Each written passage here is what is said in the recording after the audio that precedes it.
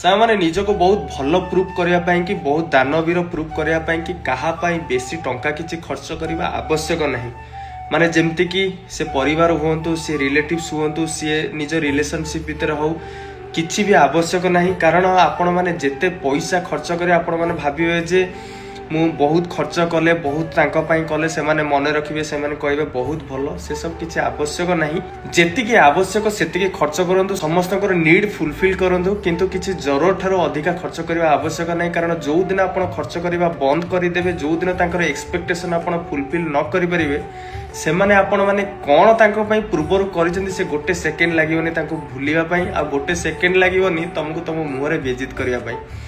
ତ ମୋର କହିବାର ଜିନିଷ ହେଉଛି ଯେ ଆପଣମାନେ ନିଜେ ବହୁତ ଖର୍ଚ୍ଚ କଲେ ଭାବିବେ ଯେ ସେ ମୋତେ ବହୁତ ଭଲ କହିବେ, ସେଇଟା ବହୁତ ବଡ଼ ମାନେ ବହୁତ ବଡ଼ ଭୁଲ ଜିନିଷ। ଯିଏ ଖର୍ଚ୍ଚ ନ କରୁଛି ତାକୁ ଯେତିକି ରେସ୍ପେକ୍ଟ ମିଳିବ, ଯିଏ ଖର୍ଚ୍ଚ କରୁଛି ତାକୁ ବି ସେତିକି ରେସ୍ପେକ୍ଟ ମିଳିବ। ସେ ପରିବାର ହୁଅନ୍ତୁ, ରିଲେଟିଭ୍ସ ହୁଅନ୍ତୁ, ସେମାନେ ବୁଝିଯିବେ ଆରେ ସେ ତ ଖର୍ଚ୍ଚ କରୁନି, ସେ ସେମିତିଆଟା।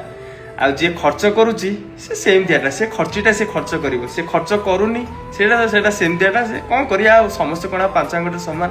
କିନ୍ତୁ ଯିଏ ଖର୍ଚ୍ଚ କରୁଛି ତା ପାଖରେ ଯେତେବେଳେ ଏମର୍ଜେନ୍ସିରେ ପଇସା ଦରକାର ପଡ଼ିବ, ତାକୁ ଯେତେବେଳେ ସାହାଯ୍ୟ ଦରକାର ପଡ଼ିବ, କେହି କରିବେନି। ସମସ୍ତେ କେବେ ବହୁତ ଉଡ଼ଉଥିଲା ସେ ଏବେ କରୁ, କିନ୍ତୁ ଯିଏ ପଇସା ରଖୁଥିବ କାହା ପାଇଁ ଟଙ୍କାଟା ଖର୍ଚ୍ଚ କରୁନଥିବ, ସମସ୍ତେ ତା ପାଇଁ କହିବେ ଆରେ ତାର ରୋଜଗାର ନାହିଁ, ସେ ଖର୍ଚ୍ଚ ବାର୍ଚ୍ଚ ବେଶୀ କରେନି, ଆଉ ତାକୁ ହାତ ପକେଇଦବା। ତ ମୋର କହିବାର ଜିନିଷ ହେଉଛି ଯାହାକୁ ଯେତିକି ଦରକାର ସେତିକି ଦିଅନ୍ତୁ, କାହାକୁ ଓଭର ଦେଇକି କାହାର ଏକ୍ସପେକ୍ଟେସନ୍ ବଢ଼ାନ୍ତୁନି, କି ନିଜ ଗୋଡ଼ରେ ନିଜେ କୁରାଢ଼ି ମାରନ୍ତୁନି। ନିଜେ ପଇସା ସେଭିଂ କରନ୍ତୁ, ଆପଣଙ୍କର ଅସମୟରେ କାମରେ ଆସିବ। ତ ଯଦି ଭିଡ଼ିଓଟି ଭଲ ଲାଗିଛି ଆଉ କୋଉମାନେ ରିଲେଟ୍ କଲେ ନିହାତି କମେଣ୍ଟ କରିକି ଜଣେଇବେ। ରହୁଛି, ଜୟ ଜଗନ୍ନାଥ।